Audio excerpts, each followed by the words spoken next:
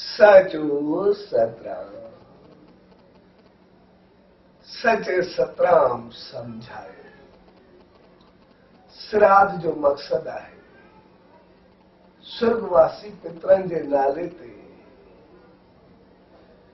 कपड़ो खाधो वगैरह पुजंदी हार दान करे, उन जो फल उन्हनि पूर्वजन या वड वडेरनि खे अर्पण कर। सोनी सचे साईं दा इहा ई अरदास त असांखे अहिड़ी सुमत ॾे जो पंहिंजी पुॼंदी हार नियत सां जेतिरो करे सघो ओतिरो ई कुझु उन्हनि खे अर्पण कयो। साचो सतराम, साचो सतराम, साचो सतराम।